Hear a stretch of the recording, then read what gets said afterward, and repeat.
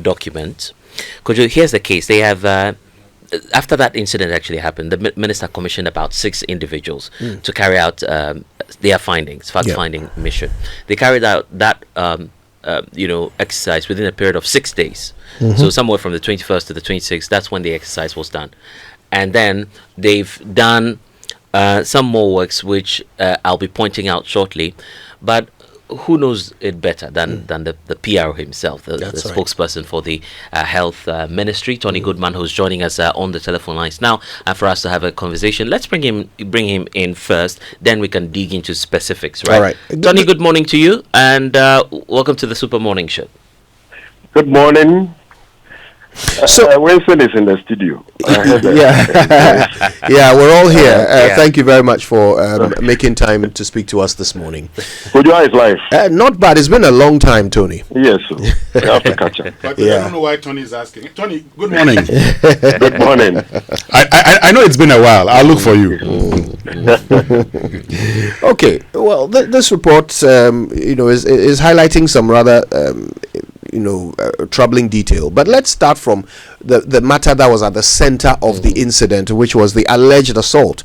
We are now learning that in spite of what the victim reported, there was actually no fracture or dislocation whatsoever. What state does this put the relationship between the ministry and this particular member of staff? Thank you and good morning to our listeners.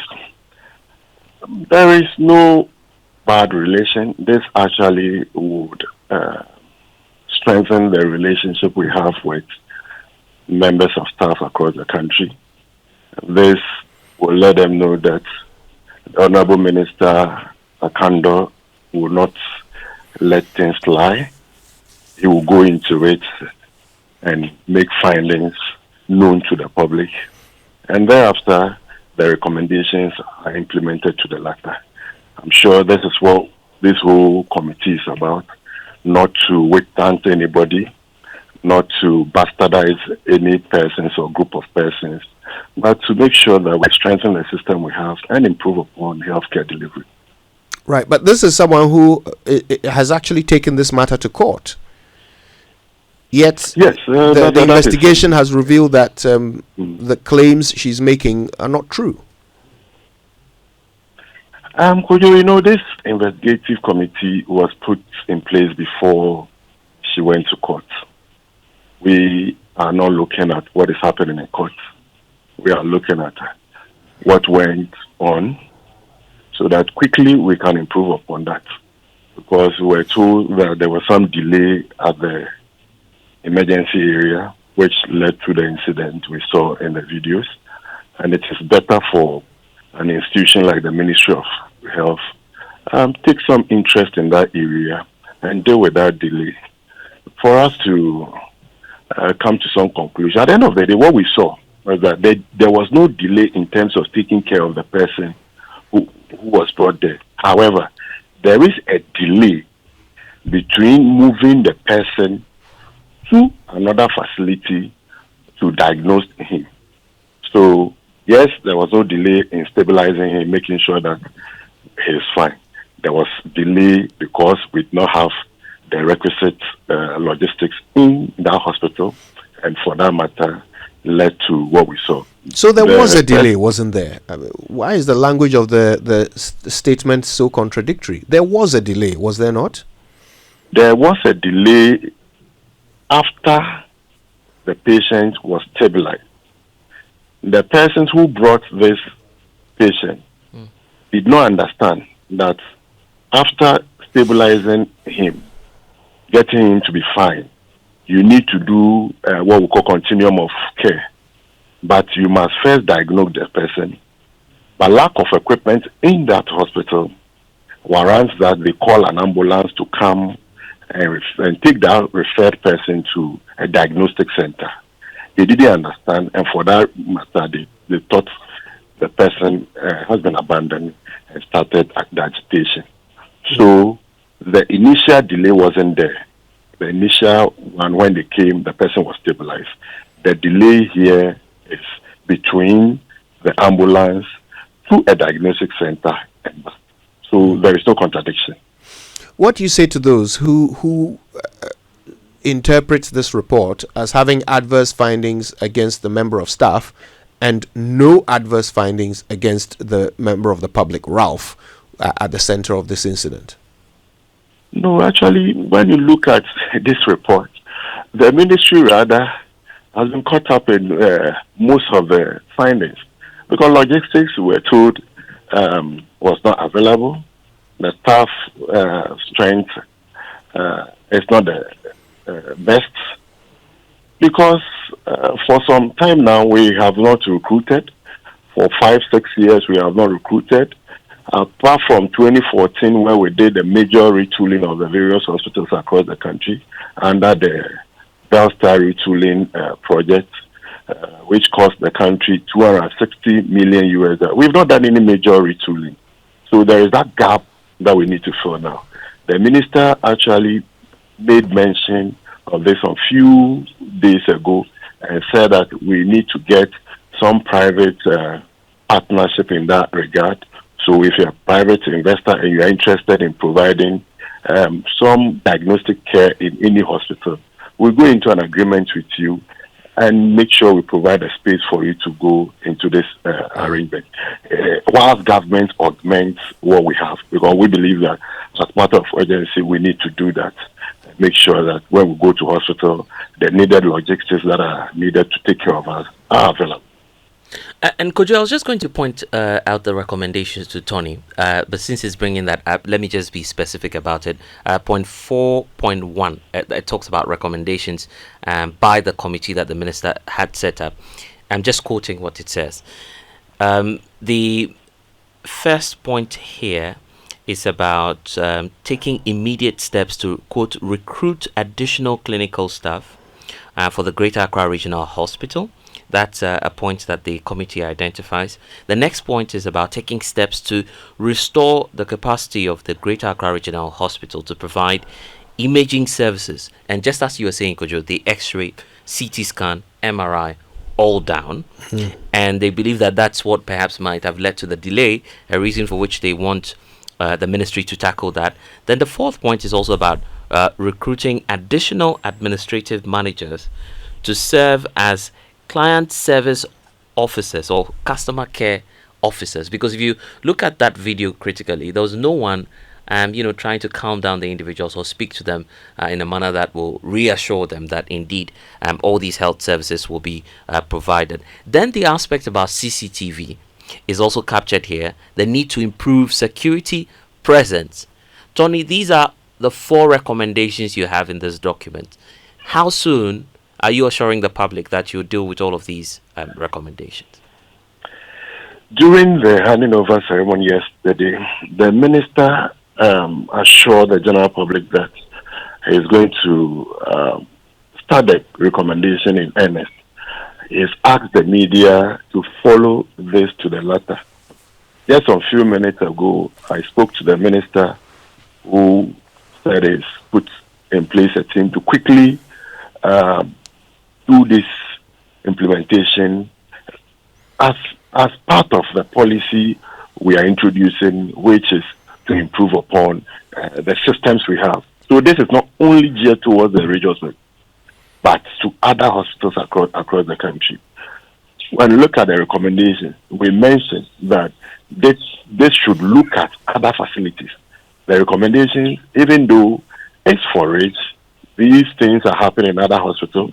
People go to hospitals and they have issues, and then they think that they can be aggressive towards persons they meet there. So it is a recommendation the minister has taken seriously, and according to him, this is the reason for establishing the committee, and he wants the media to follow this and make sure that it's established to the latter.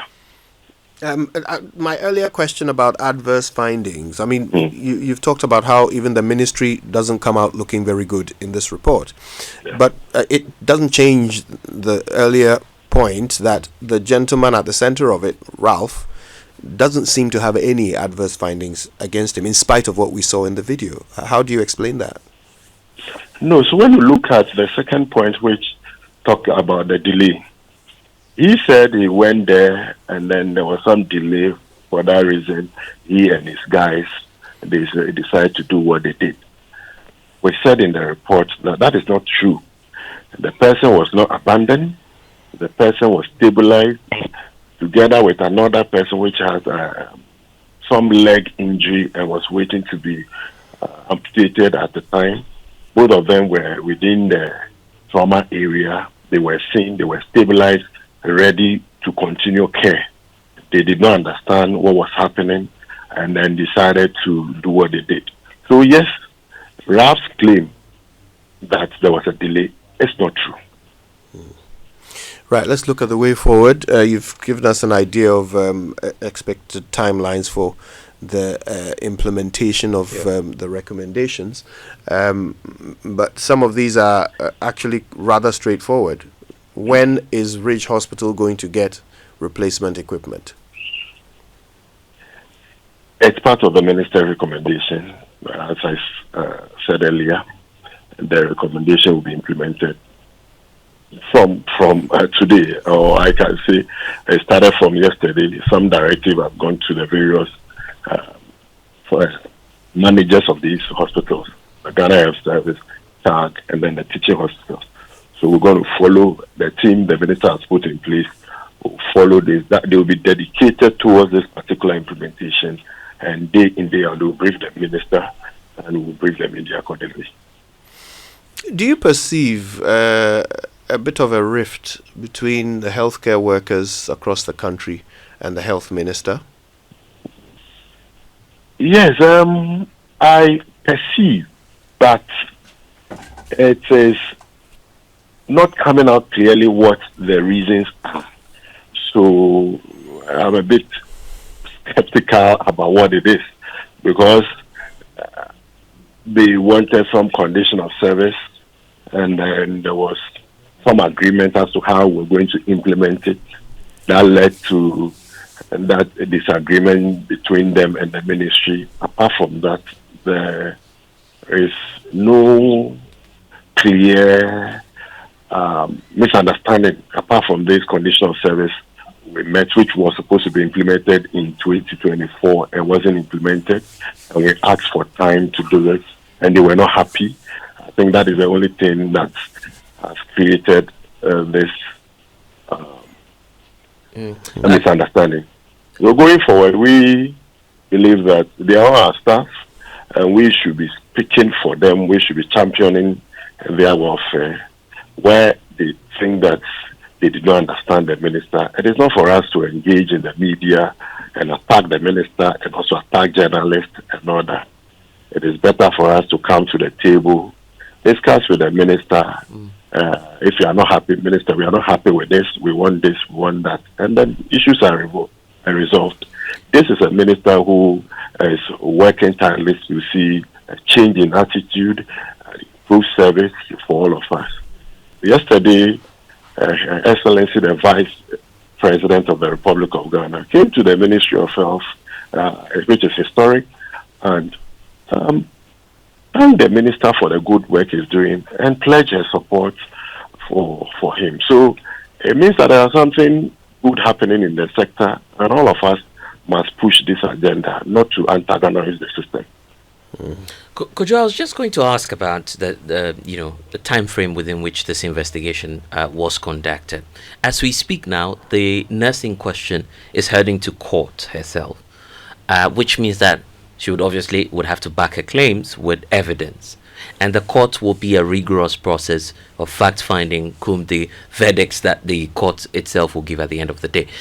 Tony Goodman, would you be surprised if anything else comes out of that court process? Because you just had 6 days, and not you, but by extension, I'm referring to the Ministers' Committee. You just had 6 days to do a fact-finding mission. If this nurse in question, through her lawyers, come up with more evidence, would that change anything for you?